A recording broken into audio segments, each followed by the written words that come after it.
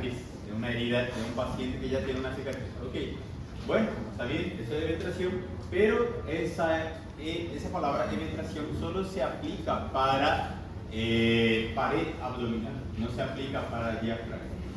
El diafragma, eventración diafragmática, significa que el músculo diafragma perdió su tono de reposo, perdió su resistencia y se volvió elástico, flácido. No es que hay una brecha, no es que hay un orificio, una ferida que permite la pasaje de las vísceras. No, aquí no hay nada de lesión. Por ejemplo, aquí vamos a suponer que la cortina posee el diafragma. Una hernia traumática es una brecha, aquí, una herida. La hernia, la víscera atraviesa esa brecha y ahí es una hernia traumática. ¿Se entendió eso? Ahora, en eventración no sucede eso. En eventración el diafragma está tan flácido que las vísceras empujan al diafragma y solamente empujan al diafragma, no atraviesan acá fuera del tórax y allá del otro lado fuera del abdomen. Vamos a suponer que el estómago o el colon está empujando el diafragma. En ningún momento el estómago o el colon está de este lado, está empujando el diafragma. ¿Se entiende? Eso ocurre cuando el diafragma pierde su tono, su resistencia, queda flácido, fino, pierde su capacidad de contener las vísceras. Normalmente nuestro diafragma tiene un tono de reposo que evita que la presión de las vísceras empuje todas las vísceras del abdomen hacia el tórax. Pero a veces por algún trastorno congénito o un trastorno secundario, algún tipo de lesión como la lesión del nervio frénico, por ejemplo. ¿Qué pasa cuando se corta el nervio frénico? Derecho, el izquierdo, por ejemplo. El M diafragma del lado izquierdo ya pierde su tono, ya no tiene más tono y también no se mueve. Entonces, ¿qué pasa? Queda fácil. ¿Qué pasa con la presión del abdomen? Empuja ese lado del diafragma hacia arriba. Y es tanto que puede subir hasta el cuarto o al tercer espacio o incluso hasta el segundo espacio intercostal, comprimiendo el pulmón, dificultando que el pulmón no tenga allí un espacio para expandirse, ocasionando mala mecánica respiratoria. Puede incluso comprimir y desviar el mediastino. Pero no es la víscera que entró del tórax, simplemente empujó el diafragma. ¿Se entiende? Eso es eventración. ¿Ok? Dice acá, hay una elevación anormal y permanente de un diafragma sin solución de continuidad. Sin solución de continuidad significa que no tiene heridas, no tiene una cicatriz, no tiene nada. Allí simplemente el diafragma no es lo suficiente para mantener las vísceras en el abdomen, y entonces las vísceras acaban empujando el diafragma. ¿Bien? No se olviden de ese detalle. Pueden ser idiopáticas o secundarias. Secundarias, por ejemplo, a lesión traumática del nervio frénico. Por ejemplo, un trauma en el cuello que cortó el C4 y el C5, por ejemplo. Cortó el nervio frénico. ¿Qué va a pasar con ese lado del diafragma? Va a parar de funcionar. Sucede eso en traumas del cuello, por ejemplo. Ahora, eso es secundario, un trauma. ¿Puede ser idiopático? Sí. O sea, ¿qué quiere decir eso? Que puede ser congénito, podemos nacer así, o ya de aquí a una enfermedad adquirida con la edad, en la etapa adulta, se puede adquirir una infección o algún tipo de enfermedad que daña a las terminaciones nerviosas del nervio frénico, ocasionando allí una eventración diafragmática. O el paciente puede nacer así, ¿verdad? Con un trastorno donde el nervio frénico no alcanza al músculo diafragma, ocasionando esa eventración. Bueno, cualquiera que sea la causa, vamos a tener entonces una atrofia de la parte del diafragma que no está bien inervada. Ahora, la pérdida del tono del diafragma hace que la presión normal del abdomen empuje las vísceras hacia el tórax, generando allí dificultad para respirar, compresión del mediastino. Como dijimos, puede ser congénito. Entonces, si eso ocurre en un recién nacido, por ejemplo, puede ocasionar mala mecánica respiratoria y es grave. Puede llevar a la muerte de ese recién nacido. Entonces, es quirúrgico de urgencia cuando se trata de recién nacido. Pero puede un paciente nacer con una hernia diafragmática de forma congénita y llevar una niñez normal, verá, llegar a la etapa adulta y recién en la etapa adulta cuando quiere hacer actividades físicas, deporte o algún tipo de actividad pesada, ahí recién empiezan a manifestarse los síntomas de la eventración del diafragma, ahí el paciente tiene síntomas. ¿Ok? Entonces puede ser diagnosticado esa eventración ya en el recién nacido, gravísimo cuando llega a producir síntomas en el recién nacido, o puede ser diagnosticado en un adulto. Yo una vez tuve un paciente que tuvo pancreatitis y ese paciente tenía como antecedente ya un trauma hace años, 10 años atrás, en su juventud. Y ese paciente estaba con mala mecánica respiratoria, estaba con una pancreatitis y pedimos una radiografía de control para ver si había derrame, líquido libre en la cavidad pleural, ¿verdad? Y se constató que tenía un diafragma que llegaba hasta el tercer espacio intercostal, muy elevado. Y le preguntamos si se enfermó, si tuvo algún tipo de trauma, y ahí él nos refirió que tuvo un accidente hace 10 años aproximadamente, y ahí tuvo un trauma, penetrante y posiblemente habrá lesionado su nervio frénico. Pero él no tuvo ningún síntoma porque el otro lado compensa y él ya es adulto, entonces él consigue compensar, ¿verdad? ¿Cómo se adaptó a eso? No llegó a consultar nunca él por dificultad. Fue un hallazgo casual, fortuito, por una simple radiografía de tórax. Entonces aquí la radiografía de tórax ya es suficiente para hacer un diagnóstico de una eventración diafragmática. ¿Ok? Bueno, repito. La eventración es una elevación anormal del diafragma sin solución de continuidad y donde el diafragma se atrofia y pierde su tonicidad. Puede ser de origen idiopático o secundario. ¿Secundario a qué? A traumas, lesiones de los nervios, por ejemplo. O puede ser idiopático, en el caso puede nacer así, donde el nervio frénico no llega a inervar al diafragma por una anomalía congénita, o puede ya en la etapa de la adolescencia o en la etapa adulta adquirir una enfermedad que daña las terminaciones nerviosas, ¿verdad? Y ocasiona parálisis del diafragma. ¿Ok? No se olviden de eso. Tema de examen. Cualquier enfermedad que sea que dañe las terminaciones nerviosas. Chagas, por ejemplo. Chagas. Bueno, vamos a ver entonces acá en esta imagen. Ustedes ven con la flechita. Acá se ve el diafragma. Sí. El diafragma. Y las vísceras empujando. ¿Ven la altura en que se encuentra? De la tetilla para arriba ya está este lado. ¿Verdad? Bueno, generalmente del lado derecho suele ser más alto, el diafragma del lado derecho suele ser más alto que el lado izquierdo, por el hígado que está empujando el diafragma. Pero acá en este caso está bien elevado. Esto hace que el pulmón no se pueda expandir, ocasionando dificultad para respirar, limitaciones físicas del paciente, puede desviar el mediastino. ¿Está bien? Bueno, entonces la radiografía es el método de diagnóstico. En el recién nacido, el diagnóstico tiene que ser lo más rápido posible para que el tratamiento sea lo más pronto, porque puede llevar a la muerte de ese paciente. Ya en el adulto puede pasar de forma asintomática, como dije, porque el paciente ya se adaptó a eso, pero puede ser un hallazgo casual, el paciente se va a consultar a veces al médico por un examen de rutina o por periodos de su trabajo laboral, y se hace el diagnóstico de forma casual, ¿verdad? Síntomas que pueden llegar a ocasionar arritmias, taquicardia, puede llegar a ocasionar episodios de cianosis relacionados con esfuerzos físicos, ¿está bien? Puede tener trastornos gastrointestinales como por ejemplo constipación, anorexia, eructos e incluso, ¿cómo se acuerda eso? Solusos, sería lipo, ¿ok?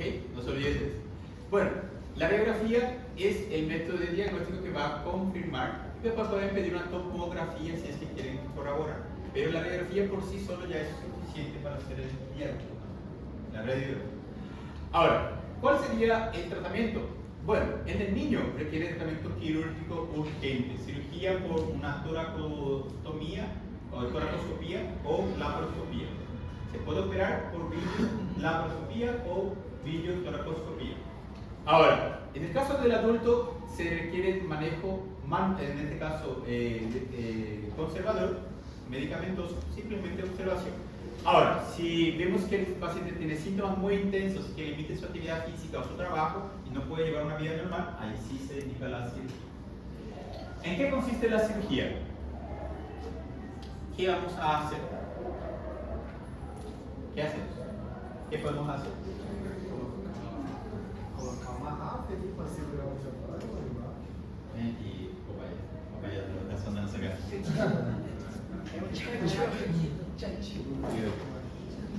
Miren, el diafragma, ¿qué pasa? Está tan flácido que está así, ¿verdad? Y prácticamente ya está flácido el diafragma. Lo que se puede hacer es traccionar las inserciones del diafragma hacia las costillas, cortar lo que sobró, ¿verdad? De lo que se traccionó del diafragma, y lo que sobró insertar de nuevo en las costillas, suturar nuevamente a la pared. Y ahí el diafragma queda tenso, así, duro. Y ahí las vísceras que quieren empujar ya tienen una cierta resistencia. ¿Se entiende? Eso va a mejorar porque aumenta el espacio del pulmón para que pueda tener una buena mecánica respiratoria y evita que las vísceras empujen el mediastino. Entonces, ¿qué es lo que sucede en la eventración del diafragma? Está flácido, así. Está flácido el diafragma. Las vísceras empujan y suben el diafragma hasta arriba. Entonces, ¿qué se hace? Se tracciona todo el diafragma, se inserta de nuevo en la pared y lo que sobró se hace una resección. ¿Se entiende? Bueno, se tensa de nuevo el diafragma. Esa es la cirugía que se va a hacer. Bueno, sigamos. Sí, se tracciona, se deja tenso y se inserta en la pared. Hernias del hiato. Las hernias del hiato esofágico se pueden clasificar y se deben a un trastorno de la membrana freno-esofágica. Acá. ¿Se acuerdan del inicio que hablamos? Existe una membrana a nivel de la unión gastroesofágica que está a nivel del hiato. Se llama membrana freno-esofágica, formada por la fascia endotorácica y del peritoneo de la fascia transversal. Membrana freno-esofágica es lo que le da esa resistencia y evita que el estómago suba hacia arriba. Cuando pasa el tiempo, uno de los factores predominantes para que se forme una hernia del hiato es la edad. Cuando vamos envejeciendo, todos los ligamentos se van alongando, se van quedando elásticos y flácidos. Uno, la edad, la vejez. Otro, el aumento de la presión de forma constante y crónica. Por ejemplo, en las embarazadas multíparas, por eso es más frecuente en la mujer. En el hombre que tiene ascitis por cirrosis, por hipertensión portal, también se puede presentar. En pacientes que tienen constipación crónica, que siempre tienen un aumento de presión dentro del abdomen. Los obesos con obesidad mórbida también llegan a tener tipo de trastorno y pueden tener hernias del hiato. Bueno, hay varios grados de esta clasificación de hernias hiatales. Prácticamente hay 4 grados de hernias hiatales. Y ellas se caracterizan porque producen síntomas esofágicos, como en este caso, reflujo gastroesofágico con pirosis o ardor retroesternal. Eso es algo que si no se trata a largo plazo genera esofagitis y eso puede cronificarse y volverse un esófago de Barrett. Sabemos que el esófago de Barrett es un precursor del adenocarcinoma. El principal precursor del adenocarcinoma es el esófago de Barrett. ¿Ok? No se olviden. Entonces tenemos que para las hernias del hiato esofágico vamos a tener 4 grados que van a ser así. Tipo 1, vamos a ver una hernia por deslizamiento del cardias, sin que se mueva el fundus. El fundus sigue intacto, pero el cardias sube por el mediastino, por el hiato esofágico hacia el mediastino posterior. ¿Quedó? Tipo 1. Tipo 2, son paraesofágicas, paralelas al esófago. El cardias permanece en su lugar, pero el fundus, o la parte alta del estómago, que no es el cardias, pasa paralelo al esófago, sin que el esófago se mueva, paralelo, al lado. Eso se llama hernias paraesofágicas, por, en este caso, rodamiento, son la tipo 2. La tipo 3 es mixta. La tipo 3, tanto el cardias como el fundus pasan hacia el mediastino posterior. Y la tipo 4, hay una eversión total del estómago hacia el mediastino, todo el estómago, o colon transverso. Si pasa colon, también se considera un grado de 4. ¿Está bien? Son hernias hiatales del hiato esofágico enormes, ¿verdad? Pero la más frecuente siempre suele ser la tipo 1. La más frecuente hernia suele ser la tipo 1, que es por deslizamiento. ¿Qué sube? El cardias. Tipo 2, el fundus, sin el cardias. Tipo 3, ambas. Y tipo 4, ya todo el estómago o otra parte del tubo digestivo como el colon. ¿Está bien? Además del examen va a caer esos, no se olviden. Las hernias tipo 1 son 7 veces más frecuentes que las demás hernias, por deslizamiento tipo 1, las del caries. Y son las que suelen producir, a veces suelen producir síntomas como reflujo gastroesofágico. Pero el tratamiento y la conducta en el tipo 1 es exclusivamente por tratamiento médico, conservador, no se opera. Ahora, a partir de la tipo 2, que es la paraesofágica o rodante, por rodamiento también, si ya llega a ser quirúrgico por el hecho de que, primero, se puede intentar tratamiento médico, pero la mayoría de las veces tiene un riesgo del 30% o 35% de riesgo de complicarse al punto de tener que operar de urgente al paciente, entonces se recomienda la cirugía. ¿Okay? Bueno, vamos a ir viendo cada uno de forma individual. Acá, por ejemplo, en el método de diagnóstico gold estándar para diagnosticar hernias suele ser en este caso la esofagograma, en este caso sería, que puede ser la radiografía del esófago con contraste o esófago gástrica, que incluye también el estómago con contraste. La seriada esófago gástrica significa varias radiografías de esófago y de estómago. Entonces se va a ver así: una dilatación del cardias, ven acá. Acá está el estómago, cardias, esófago. Acá ya se ve bien, tipo 1. Acá vemos que la unión gastroesofágica y el cardias está en su lugar, pero el fundus del estómago entró hacia el mediastinum. Y acá ya se ve tanto la unión gastroesofágica como el fundus juntos, mixta, ¿verdad? En este caso un grado 3.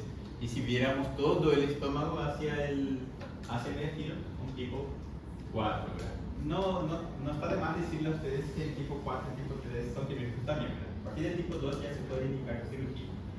La tipo 1 no se opera, tipo 1 es conservadora.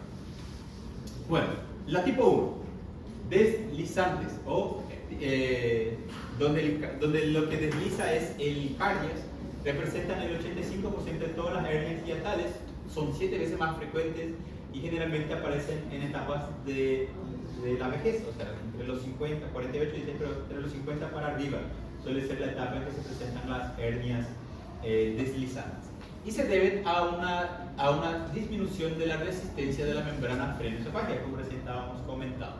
Todo eso, más el aumento de la presión y diferencia de presión entre el tórax y el abdomen, hace que las vísceras vayan empujando lo que sería nuestro cardias hacia el mediastinum. ¿Ven? Toda la diferencia de presión. Esto va a generar síntomas como pirosis, ¿sí? Una sensación de quemación, regurgitación de alimentos, ¿verdad? Y a veces una leve disfagia. Bueno, ¿cuál es el método de diagnóstico más ideal? La seriada esófago-gástrica. ¿Qué es la seriada esófago-gástrica? Es la radiografía del esófago y del estómago con contraste y que puede ser en varias tomas de radiografía. ¿Ok? Bueno, en este caso, la manometría también es un método de diagnóstico que va a ayudar a mostrar cómo está la presión del esfínter gastroesofágico. Cuando hay una hernia de hiato, también el esfínter pierde su tono. Es algo que tenemos que saber. Por eso hay reflujo, porque ya no hay más, el hiato esofágico ya no consigue retener, entonces tenemos reflujo. Y si queremos ver el reflujo, la pH-metría es el método de diagnóstico gold estándar para reflujo. Bueno, manometría para presión, radiografía esófago-gástrica seriada y pH-metría para ver reflujos. ¿Está bien? Quiero ver esofagitis, endoscopía. Quiero ver presión, manometría. Quiero ver la acidez, pH-metría. Quiero ver las estructuras del esófago, la pared y del estómago, radiografía esófago-gástrica. Bueno, avancemos. Las paraesofágicas representan el 3,5% de las hernias de hiato. Se ven más en mujeres y ya en personas de edad avanzada, en este caso 60 años para adelante. Y en este caso, el método de diagnóstico también sigue siendo la radiografía esófago-gástrica seriada, pero hay un detalle. Estas hernias paraesofágicas, hay dos formas de tratar. Uno, medicamentoso primero para ver si mejora con los fármacos, pero si no mejora, indicar ya la cirugía, porque tiene un riesgo de complicación de un 30% de que se llegue a estrangular y a formar un vólvulo. Acá lo que puede pasar con esta porción del estómago, el estómago, acá el fundus entra aquí, queda preso. ¿Qué pasa con el estómago? Puede girar y acá se genera un vólvulo gástrico. ¿Qué se genera del vólvulo gástrico? La víscera volvulada puede necrosar, perforarse y antes de eso obstruirse, ¿verdad? Entonces son complicaciones relacionadas a la hernia paraesofágica. Anoten ahí, complicaciones de la hernia paraesofágica de conducta quirúrgica urgente. Tenemos la hemorragia, 1, porque al volvularse la mucosa se desgarra y sangra. Entonces, hemorragia, sangrados. 2, obstrucción por vólvulo, puede volvularse. Puede sufrir infarto, esa parte volvulada se necrosa, hay un infarto gástrico, se llama eso, infarto gástrico. Y 4, perforación, se puede perforar. Hemorragia, obstrucción por vólvulo, infarto gástrico y perforación. Bueno, síntomas van a ser la dificultad para digerir y una sensación de plenitud post-pandria. El paciente ya no quiere comer, se siente muy satisfecho, come poquito y cree que ya está lleno. Eso va a generar pérdida de peso a largo plazo si no se trata rápido. Bueno, ¿qué puede pasar? Podemos tener complicaciones graves, que en este caso van a requerir de tratamiento quirúrgico urgente, como el caso del infarto gástrico, y o la perforación generada por la isquemia, en el caso que haya una torsión del estómago sobre su eje, vólvulo del estómago. Otros síntomas que puede tener, además del vólvulo, el paciente va a tener dolor retroesternal, sensación de plenitud postprandial, distensión del estómago porque va a estar siendo comprimido, ¿sí? Y que va a tener complicaciones respiratorias, como dificultad para respirar por las hernias paraesofágicas, como disnea por compresión mecánica o neumonías recurrentes por broncoaspiración. Síntomas relacionados a las hernias paraesofágicas. ¿Dónde migran las hernias paraesofágicas? Hacia el mediastino, ¿está bien? No se olviden de eso. Bueno, aquí. ¿Dónde o cuáles son las complicaciones que ponen en peligro de vida del paciente de conducta quirúrgica rápida? Cuando sangra hay que operar, cuando se diagnostica ya el vólvulo por obstrucción hay quirúrgico, perforación y infarto también son quirúrgicos. Son estas complicaciones que ustedes van a tener. Esto es un infarto gástrico, necrosado. Hemorragia, el vólvulo que va a generar obstrucción. Entonces no es tan difícil de hacer el diagnóstico. La radiografía esófago gástrica ya confirma el diagnóstico más los signos y síntomas del paciente. Bueno, puede llegar también a producir arritmias, ¿sí? Podemos ver cómo está la presión del esfínter por la manometría, ver si hay reflujo por pHmetría, que son los métodos de diagnóstico en este caso, pero lo que hace el diagnóstico es la radiografía, no se olviden, radiografía. ¿Cuál es el tratamiento quirúrgico? Se repara el defecto herniario, miren acá la hernia, enorme el espacio, este es el esófago, miren acá los pilares, acá el hiato, todo esto es el hiato, todo esto es el hiato, y esta es la hernia. Se tiene que cerrar la brecha herniaria, se tiene que cerrar estos orificios y realizar una cirugía de valvuloplastía, ¿está bien? En este caso se hace la fundoplicatura de Nissen. Acá se repara el defecto diafragmático, también se realiza algún procedimiento de válvula antirreflujo para corregir, en este caso, la incontinencia del esfínter. ¿Okay? Mejor método es la fundoplicatura de Nissen. Sí, damos la vuelta del fundus, damos la vuelta por detrás del esófago y lo suturamos de nuevo al estómago, la cara anterior del estómago. Ese es Nissen. Hay otra cirugía, miren acá. Allá está el fundus, ¿ven? No sé si ven un poquito aquí del fundus. Aquí el esófago, fundus allí. El fundus se estira, pasamos detrás del esófago, damos la vuelta y volvemos de nuevo a suturar en la cara anterior del estómago. ¿Se entendió eso? Nissen. Toe patch es otro método donde en vez de suturar el fundus al estómago de nuevo, como dicen, da la vuelta, pero no lo sutura el estómago, lo sutura el esófago, en su cara anterior del esófago. Ese es toe patch, para que no sea tan comprimido. Toe patch se llama eso, ¿verdad? Bueno, no se olviden de eso. Bueno, ¿qué va a generar entonces esas hernias hiatales? Estas hernias hiatales, todas estas hernias van a generar reflujo gastroesofágico. Bueno, la enfermedad por reflujo gastroesofágico, ¿quién nunca tuvo un reflujo de alimentos o de contenido gástrico, verdad? Todos aquí en algún momento de su vida habrán tenido algún tipo de reflujo. Eso no significa que tengan hernias de hígado. Simplemente puede ser por varios motivos. ¿Cuáles son las causas que pueden generar un reflujo gastroesofágico? Tenemos incompetencia del esfínter, es el principal, por la hernia de hiato, por ejemplo. ¿Está bien? Otros, depuración esofágica ineficaz por una alteración de su peritaltismo, por la calasia, por ejemplo, la calasia. Y alteraciones del reservorio gástrico. ¿Qué quiere decir? Puedo yo tener un paciente que tiene una hipersecreción de jugo gástrico con mucha fermentación y mucho gas. Esa fermentación puede distender el estómago, superar la presión del esfínter y pasar de nuevo hacia el esófago.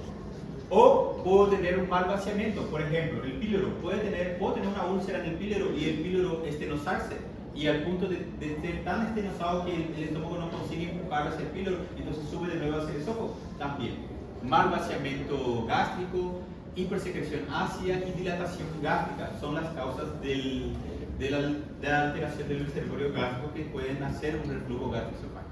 Entonces hay tres mecanismos principales: la incontinencia del esfínter, una depuración deficiente del esófago, o sea, un déficit en su peritaltismo, y depuración, o en este caso una alteración del reservorio gástrico. Tres factores que influencian. Bueno, entonces tenemos que a consecuencia de esta enfermedad por reflujo se puede generar una esofagitis. La esofagitis, si no se revierte, puede llevar a una transformación metaplásica y llevar allí a un esófago de Barrett. ¿Cuál es la importancia de eso? Que el esófago de Barrett es el principal precursor del adenocarcinoma del esófago. ¿El adenocarcinoma del esófago es el cáncer más frecuente del esófago o el segundo más frecuente? El segundo más frecuente. El más frecuente es el cáncer epidermoide. Sí, cáncer epidermoide. Muy bien. Método de diagnóstico de elección para ver los grados de esofagitis es la endoscopía. Para medir la pH-metría y para ver el contenido del reflujo gastroesofágico es la pH-metría. ¿Bien? Para ver la acidez del reflujo gastroesofágico es la pH-metría de 24 horas, el principal método de diagnóstico. Bueno, síntomas: dolor retroesternal que puede llegar hasta el cuello, pirosis, ardor, ¿sí? Regurgitación de alimentos también son síntomas que vamos a encontrar en la enfermedad por reflujo gastroesofágico. Bueno,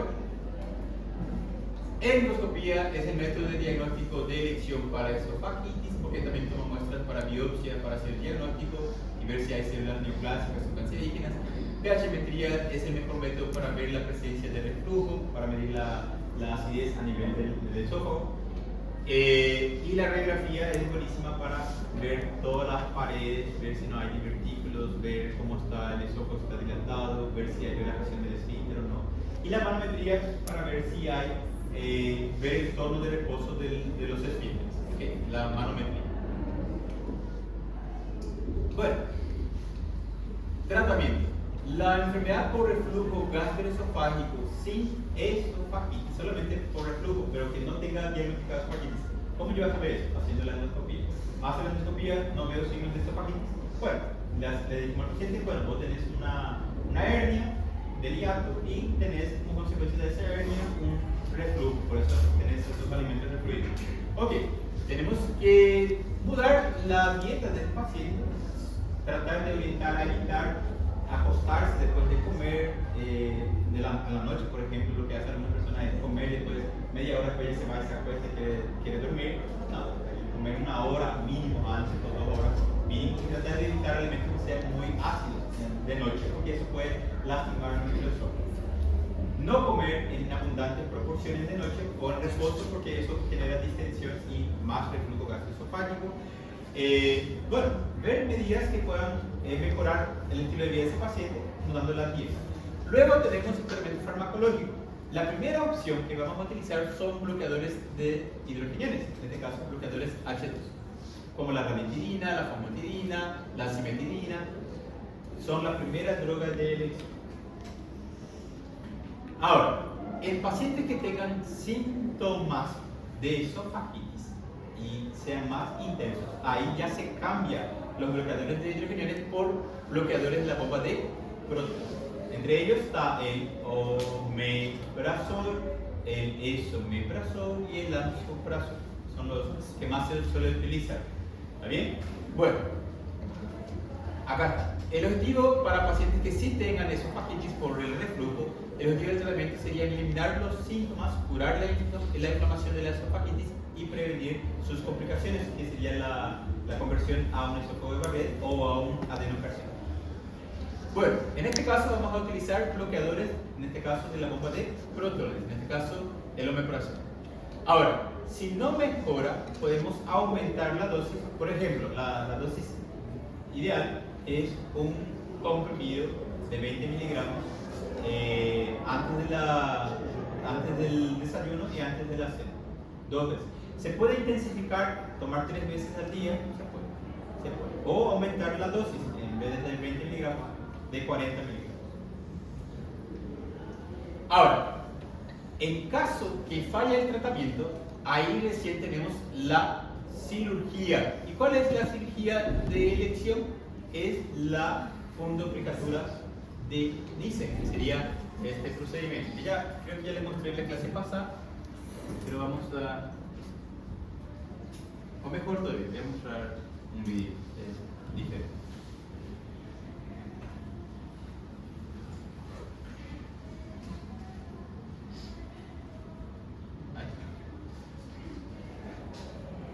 Ya vimos la fundoplicatura de Nissen. Se agarra entonces lo que sería nuestro fundus, se da la vuelta alrededor del esófago y se vuelve a suturar en la cara anterior del propio esófago. Valvuloplastia se llama, Nissen. Después tenemos la de Tauber. Como dijimos hace rato, se sutura también el fundus, da la vuelta detrás del esófago, pero no se sutura más al estómago, se sutura a la cara anterior del esófago. Así, ¿ves? No se cierra todo. Tauber.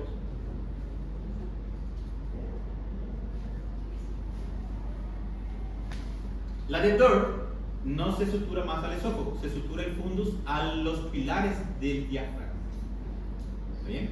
Los pilares del diafragma. Acá vemos los pilares, se agarra el fundus y se inserta y se sutura en los pilares del diafragma, en el hiato del esófago, hiato esofágico. Así. Ese es Dor. La de Linz se utiliza esta malla como si fuese una pulsera que se coloca también por vía laparoscópica alrededor del esfínter gastroesofágico. Aquí se fixa. Se relaja cuando el alimento viene del esófago hacia el estómago, pero cuando quiere refluir tiene una cierta presión que evita el reflujo gastroesofágico. ¿Okay? Permite la relajación cuando viene por arriba, pero cuando viene por abajo tiene una presión más fuerte. ¿Ok? Linz. Es laparoscópica. Después tenemos la de Esopix. La de Esopix es por vía endoscópica, por dentro del esófago. Se entra por el esófago. Una endoscopía, no es láparo. La endoscopía es dentro del tubo digestivo. Se entra por el esófago, se tracciona la parte del cardias, ¿sí? Y de la unión gastroesofágica hacia abajo. Acá lo que vamos a mostrar es eso, traccionando hacia abajo. Así. Y después se sutura la parte del fundus alrededor de lo que ustedes traccionaron. Ahí ustedes van a ver. Ahí se va grampeando, se van haciendo clips y se va haciendo eso de forma circular. ¿Cómo va a quedar? Así. Es una cirugía endoscópica, por dentro.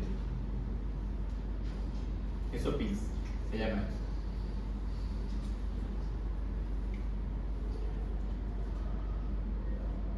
Y la retreta también es endoscópica, pero en este caso se basa en solamente generar estenosis del esfínter gastroesofágico para que tenga más presión. Simplemente da puntos a nivel de la unión gastroesofágica, así, y esos puntos hacen inflamación y fibrosis. Este va a estenosar y va a disminuir, va a aumentar más todavía el tono del esfínter. Solo que una complicación es que puede ser muy intensa la estenosis y ahí tengan como si fuese una calasia.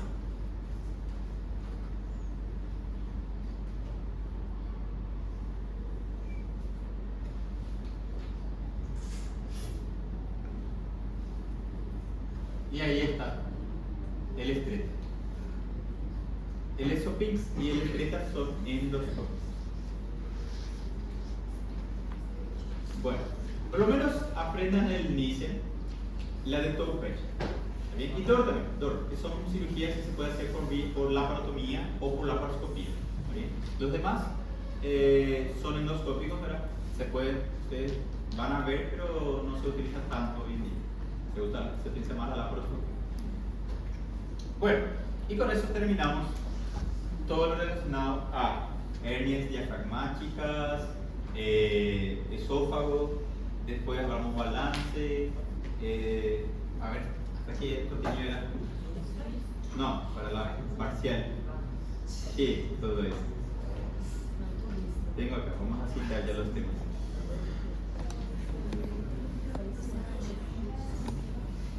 Heridas, ATLS, trauma de abdomen, trauma de tórax, TCE, trauma esplénico, trauma hepático, balance, lesiones esofágicas, lesiones y contenido de hernias diafragmáticas. Perfecto, entonces en la otra clase voy a dar trauma hepático. No iba, si nos dice, tengo que darle a ustedes. Ok, ya está. Voy a llamar a la lista y ya están liberados. Fátima, solo para reconferir. Fátima, Zainab,